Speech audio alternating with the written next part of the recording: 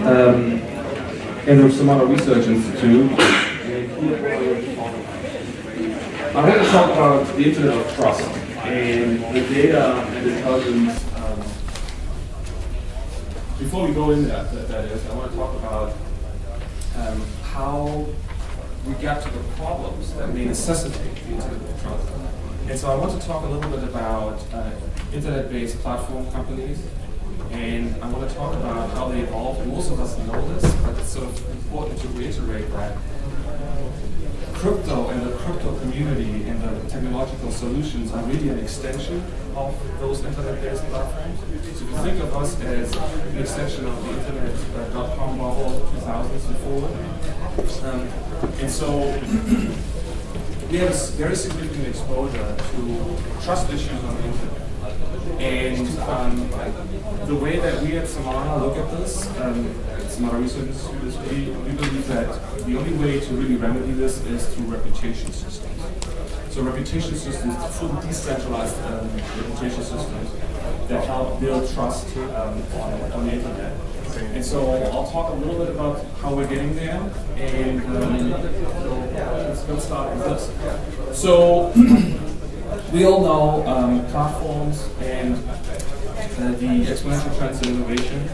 We are somewhere at the knee of the curve. When we add blockchain, DLT, sensors, IoT, deep learning, AI, all these solutions together are creating a surge. I think there's a lot of support for this. And so the exponential trends in innovation we can assume to continue. Of course, that had quite a significant impact on existing businesses. If we just look at the S&P 500 and what happened to S&P 500 companies in the last 15 plus years.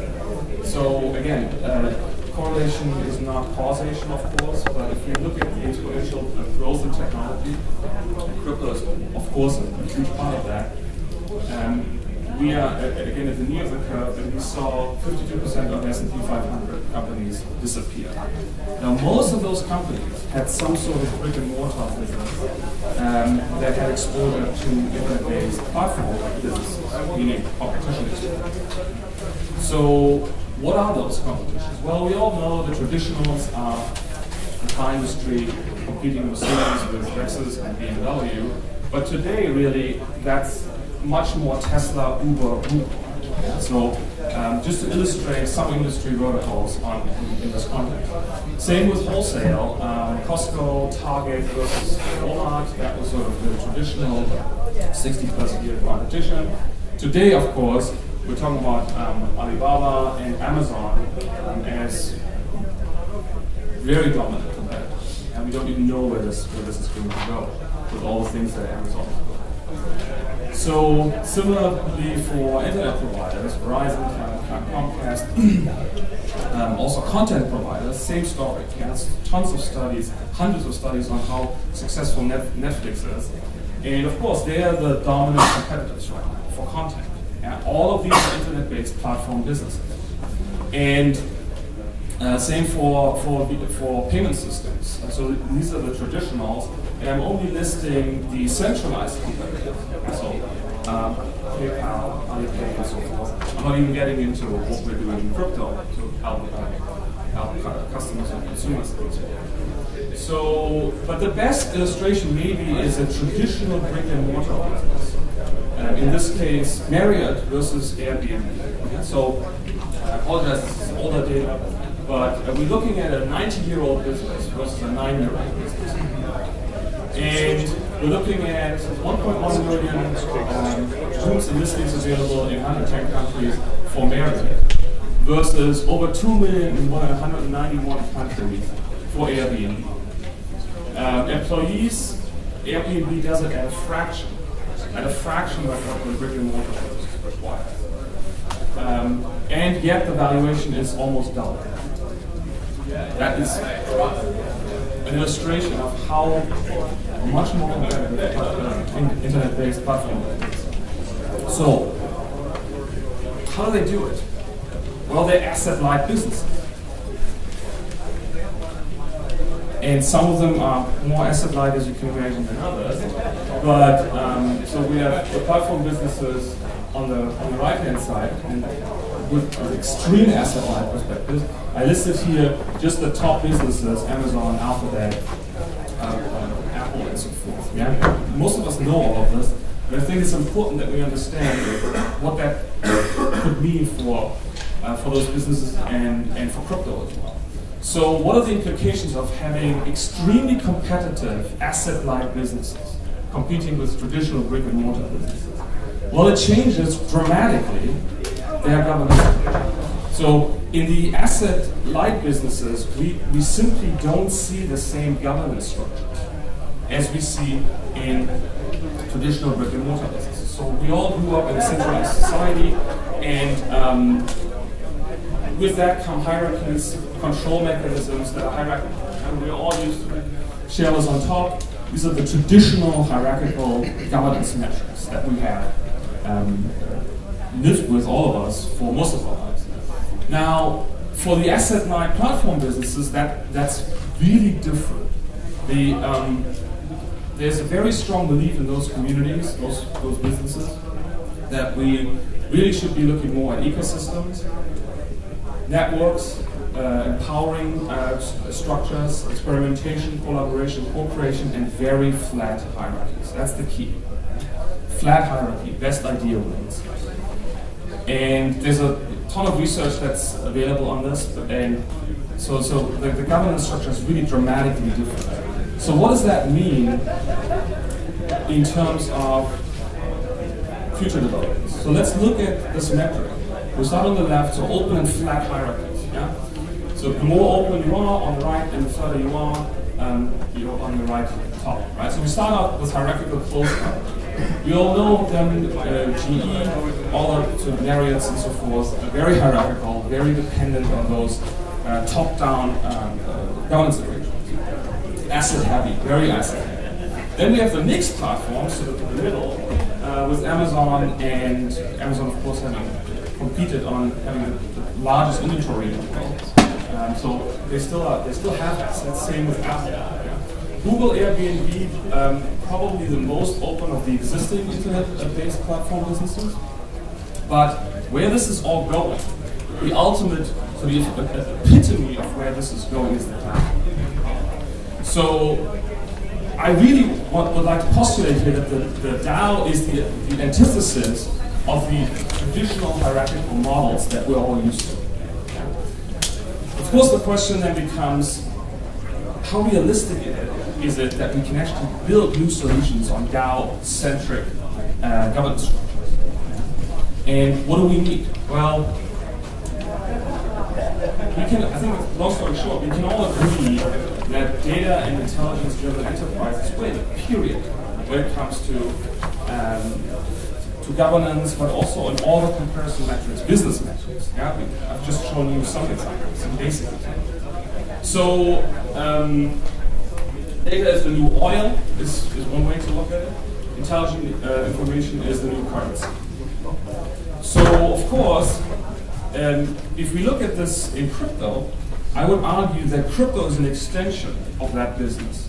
Yeah? So these business lines that I've just illustrated, and their performance in comparison, crypto can be an extension of it. The problem, of course, is what? Well, a lot of people believe in this, right? Oh yes, this is wonderful. We have more adoption, especially this and last year. The hype was unbelievable. Yeah? Yet we really don't have substantive depth in technology. We have some basic solutions that are sort of workable. So I teach coding for workers. And we experiment with those solutions, and there are solutions, but we're still super early stage, right? And I actually think that this graph is maybe a little bit more illustrative, if you want, and maybe also a little bit more accurate. Now, in crypto conferences, this is sacrilege. You're not supposed to talk about this. Yeah, I'm talking about this. I think it's really important that we all understand that this is happening. And a lot of the top players, including top 20 coins, they're sort of trying to brush over these trends. Yeah? And I think it's very important for all of us to really figure out what is the burst or the purge, whatever you want to, the culling, whatever you want to call it. What does that mean? Wall Street Journal Thursday or Wednesday, front page, I never cite the Wall Street Journal otherwise, but in this case I do, talking about how bad the crypto market is. Front page Wall Street Journal, naming some of the top points and critiquing them with particular emphasis on lacking solutions.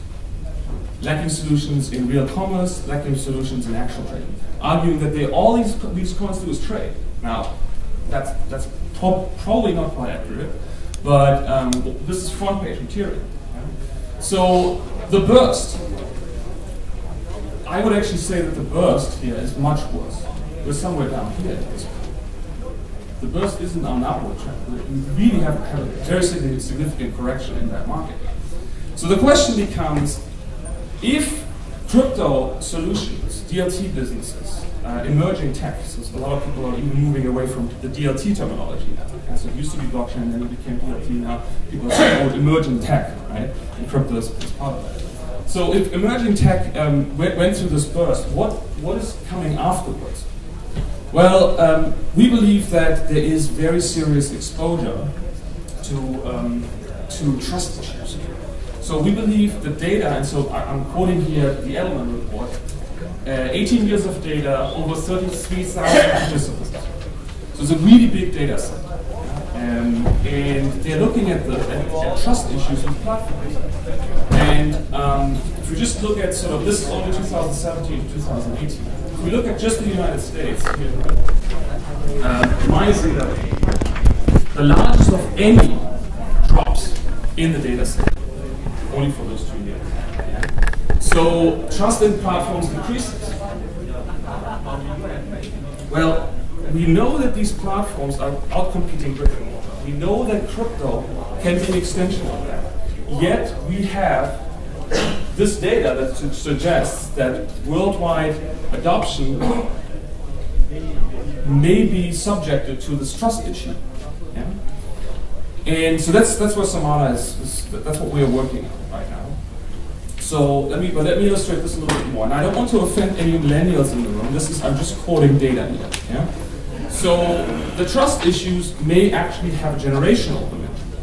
Again, correlation is not causation. I'll be very clear about this.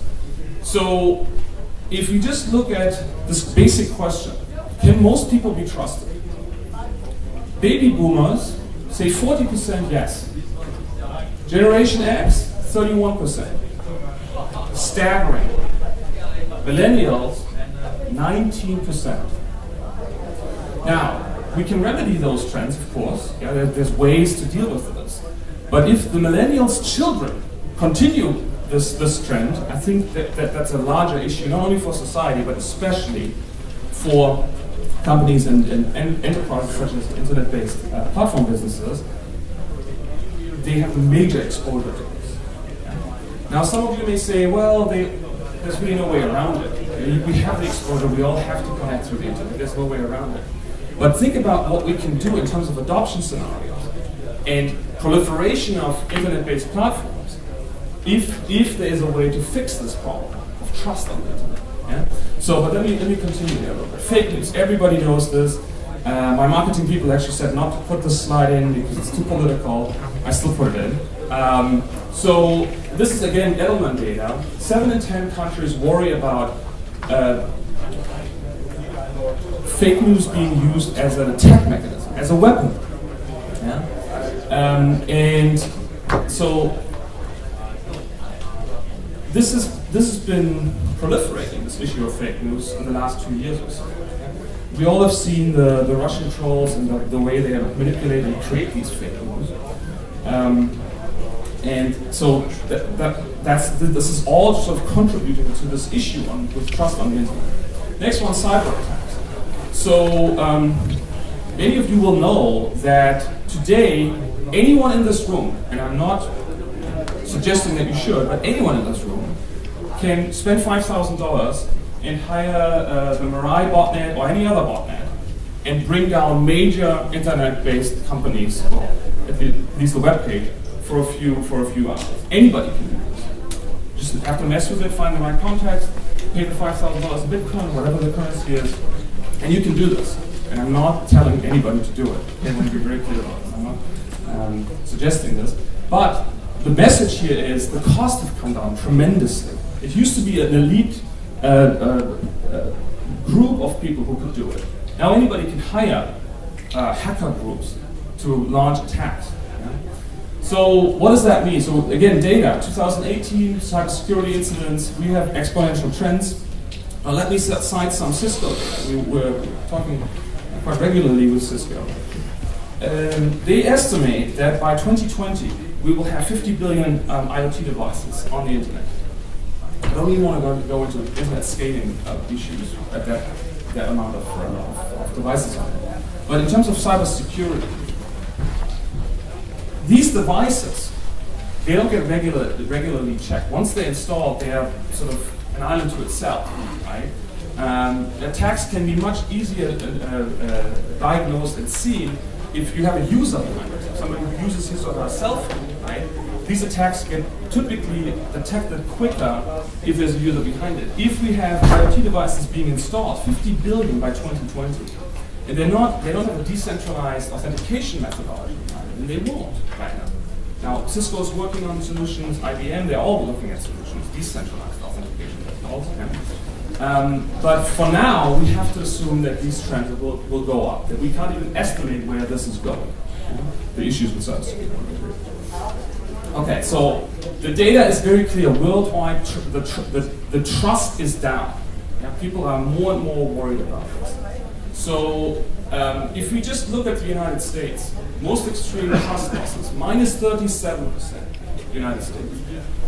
Now, there's some political issues involved in that, of course, I don't want to get into, but the data is very clear on these issues. So who can fix it? Can government fix it? Well, the data suggests that most of the CEOs in this, who were surveyed in this survey actually feel that it's their main responsibility to increase trust in their own solutions, in their own company. And the previous speaker, we talked a little bit about regulation. It's very unclear if regulation can fix this. How are you regulating baseline trust issues that people have with the internet? Now, there are a lot of top-down approaches. I'm not quite so sure if that's going to work. Okay, so here's just one study. 450 buyers. This is automakers. And the baseline is that low trust revealed a need to spend more time and resources from communication, negotiation, and compliance. High trust, in reverse here, led to greater information sharing and the willingness to sacrifice for the other. So think about what that means in terms of transaction costs. The higher the trust in a given environment, in a given business, or in a given technology, the lower transaction costs.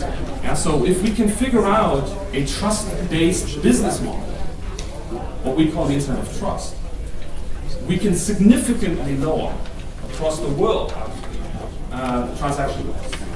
Yeah? So how do you get trust on the internet? How do you build trust on the internet? Well, our opinion is that the only way to do this is through reputation systems. Now, we've heard a lot about reputation systems. And here's how the existing internet-based platforms are trying to deal with this. What they do is they force the real you, the real consumer, to build separate personas, right? So you have a social persona for Facebook, you have a merchant persona for Amazon, you have a business persona, a travel persona for Uber, and Airbnb. Yeah, so, but what is the problem with this business model? With this baseline business model using trust metrics? For internet-based platforms? Well, here are just some. First of all of them can be Sybil attacked. What does that mean? Every single one of those systems allows you, anybody, to create fake internet accounts, sock puppets. Yeah? You create sock puppet accounts. And what do? You use the sock puppets to vote up your real persona. And you give fictitious reviews to your real persona, so your actual reputation. And so it looks like you have a higher level of reputation than other people, just because you created those sock puppets. Semada, that's the one thing we cared about 2 years ago. We spent 2 years just on the mathematics and architecture, just to fix the Sybil attack issue.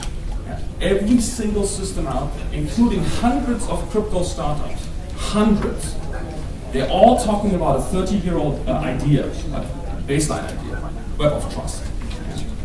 And all of these systems are civil attackable. Now it works until the stakes are high enough to attack it. And we have top 20 clients who have not fixed that issue. Okay, next thing is you don't own your reputation. If you interact on these platforms, the platforms own your reputation. You're building trust for the platform in some ways, because they own that information. If any one of those accidentally deletes your profile, any trust that you may have built with the community with which you're interacting on this platform is gone. You have no ownership, no control, zero backup. Yeah. They control it, they own it. All of these, and because it's all built in and by the platform, all of this information, all the scores, all the data, including financial data in some cases, is trapped in these silos. We have no interoperability. Yeah. And anybody who's developed networks knows interoperability means survivability. Yeah? That's how the internet was built. You had to develop protocols that allowed you to interoperate with others. Without that, it was useless. Okay, so because these folks are trapped in silos, you don't own your reputation, you can't build social capital. You can't use it and invite other people as a conversation starter to build new revenue models on top of the reputation that we build in the existing platforms. You can't do that. So no privacy. Anybody can look at it. Any employer can access internet data to the extent that it is public and review it. You have no control over that. Yeah? So the Europeans have passed this directive, the right to be forgotten because of this. We have also no reputation, data autonomy, and no network effects. That's really crucial. That's really where we want to in any way start the conversation. How do you create network effects? Well, in this model, you can't. Nobody can use these siloed reputation scores. Okay, so we look at this a little bit differently. Yeah, so we look at this from the perspective of how do we give, in quote unquote, it's a little cliche, but how do we give the sort of, because most purpose talk about some of this, how do we give the power back to the people in this case? Yeah? There we go, I still say it. So for us, it's really key that you, control your personas and your reputation, and that you interact with these platforms through a reputation score and a reputation metric that you can actually control. So we use interoperable contextual reputation scores. So the biggest benefit of that is, of course, we're removing data silos and we're creating interoperability. And as I said earlier, everything we did in terms of mathematics, architecture, the whole concept is built around civil attack resistance. There is no point in building anything like that unless it's civil attack resistant. And my co-founder is a mathematician, so 2 years ago he said, if anybody can break this, I'm done. I'm moving on. I'm doing something else. And then folks couldn't. So here we are. Okay, so next thing is that you control your reputation. You are the one who's becoming part of it. So far, in Semada, you build reputation in DAOs. Yeah? Your reputation score is a DAO score that you're building within the Semada framework. And lastly, you have full data autonomy. You control it. It's all fully secured through our proprietary network. And it's complete privacy. If you decide to share your score as a conversation starter, you can so choose, but nobody else can force you to disclose. It's your private score. Okay, so what do we get out of this? Well, the key element here is network effects. Absolutely key to this. Yeah. Interoperability, social capital, the data that we're using, and self-sovereign identity. I know I'm throwing a lot out there right now.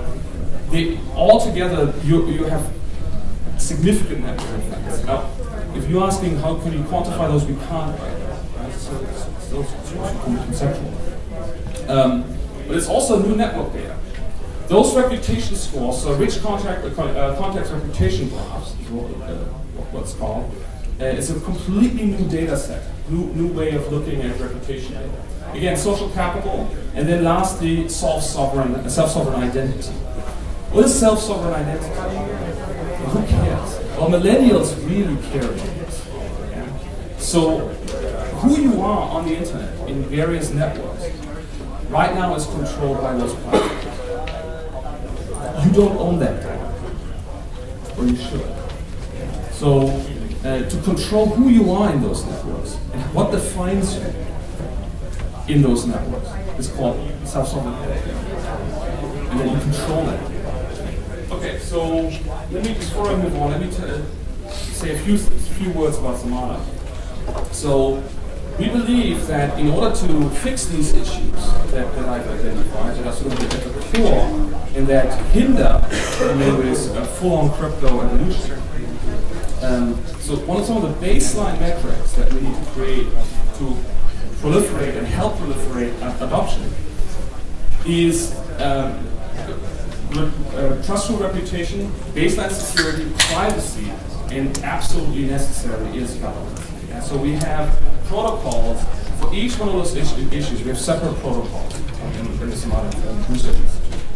So what is Semada? Well, we are a fourth generation blockchain.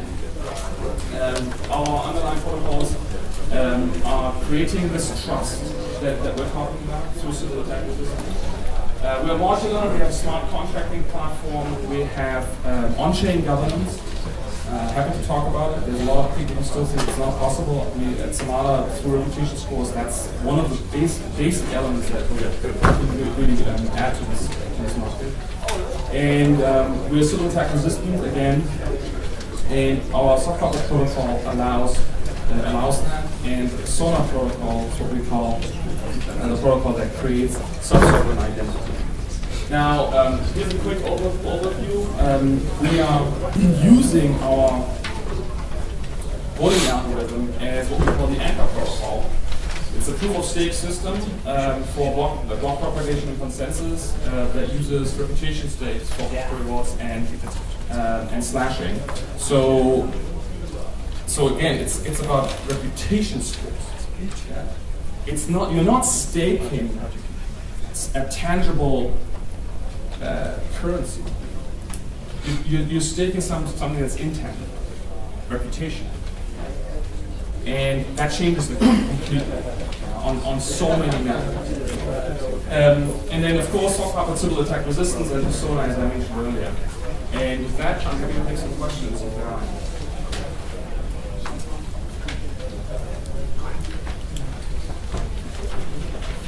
No.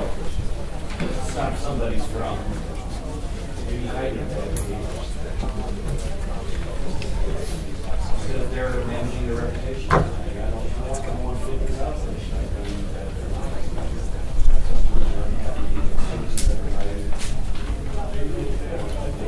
Okay, so how do you build reputation? You build reputation organically, meaning you need to actually show your performance, and you need to post evidence in order to gain reputation scores in the Semada framework. Meaning, you can't simply come in and buy reputation scores from somebody else. You need to show it's a meritocracy. It's a pure meritocracy from the roots up, if you want. Yeah? So you're joining a DAO, and the members of the DAO judge you by your performance on the DAO. They don't know your identity. They don't know who you are. There's no race. There's no discrimination. The only form of assessing how good a person is, what the person's reputation is to look at performance. What does the person actually do? What does the person know? How well did the person do? And how many validation pools did that person participate and win, which all increases the reputation score. Okay, now, so. Out loud?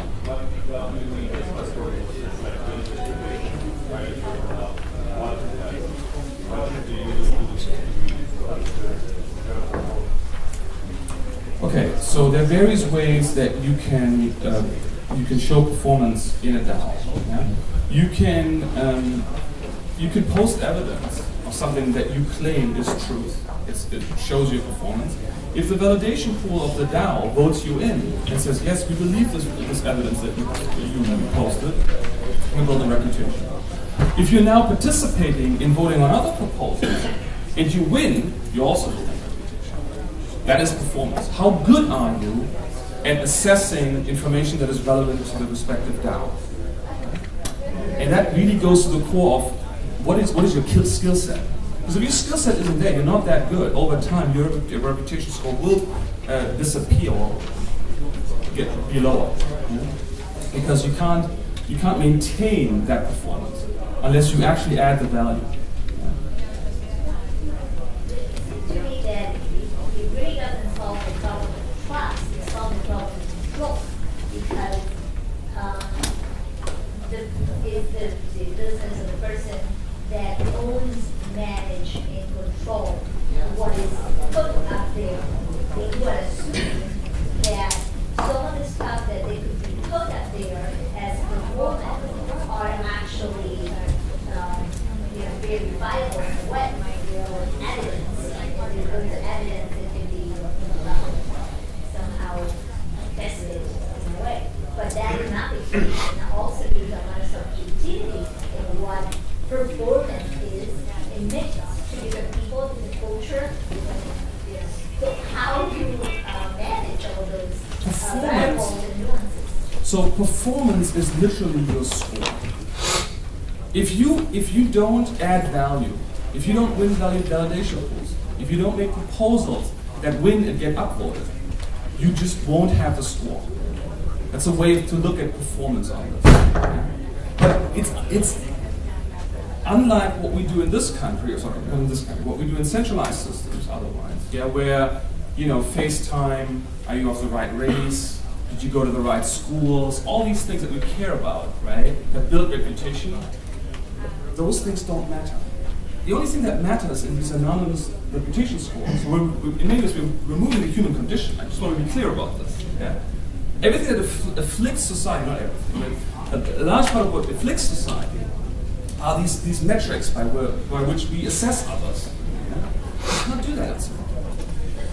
You're only the score of what you add and what other people see as valuable and vote out. That's all you are. So. Yes, it seems like from what you're saying that your value is actually based on what you add, but you can also look at it from a different point of view. You can look at the scores and kind of aggregate what the needs of the people are as far as the values. So in a sense, you can actually build your own value by looking at the data of who got upvoted, not necessarily as an individual, but what trends get more upvoted versus what trends get more downvoted. You can adapt to that. And kind of use, even a negative score could actually be a value to you as it is to some. Exactly right. Thank you for that contribution. Exactly right. Yeah.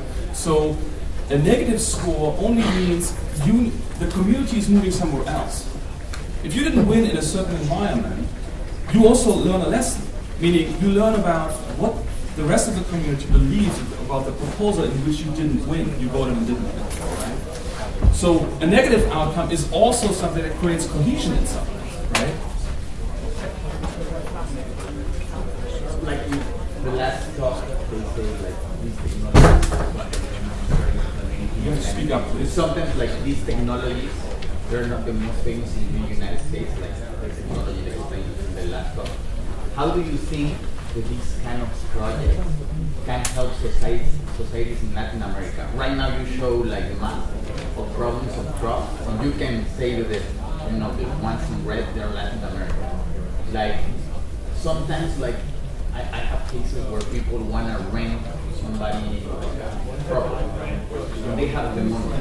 But with the problems of narco trafficking in Mexico, some landlords say, I don't want to rent without knowing the person because I don't know where this money came from. There are specific issues that we handle in Mexico and Latin America. How do you think that these technologies will improve the life in Latin America, and how can be that a market for these kind of things? Okay, and this is, a lot of financial institutions have been approaching us about this. Great question. So, how do you create a decentralized reputation score that functions as a credit score? So, right now we all know how important credit scores are for pretty much anything you do in finance, right?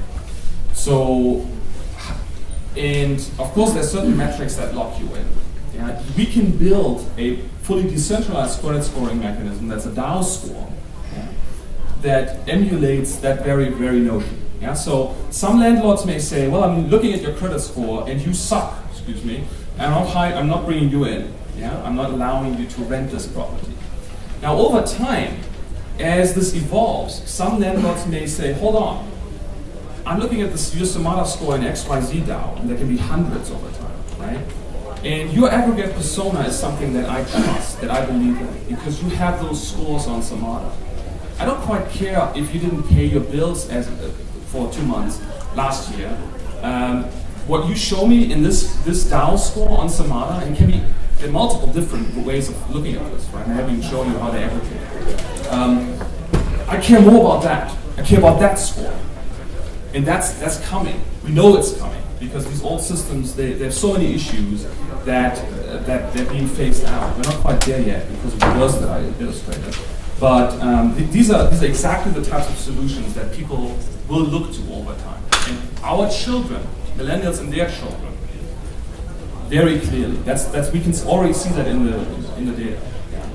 And just one more data point that I just presented this at the Cleveland Federal Reserve. Where the central banks are now starting to talk about cryptocurrencies and supporting cryptocurrencies. Of course, for many in the crypto communities, that's a sort of sacrilege. But what they started looking at is the participation rates of millennials in markets, in equity markets. And it's staggering. I don't know if people know this, but it's public data. The only way that millennials are participating in equity markets on average is through their 401k to the extent that they have. Average savings, $3,500. Yet, there's a lot of evidence that in the United States, over 40% of millennials own some sort of exposure to cryptocurrency. Yeah? So the question also becomes, and this is just, I think I have to end now. Okay. Who's going to buy all these equities if the millennials are not doing it in the next 20 years, right? So some real questions there that need answering. And so, long story short, so at Semada, it's all about building these trust scores to help facilitate crypto adoption and evolution in our area. Thank you for your attention.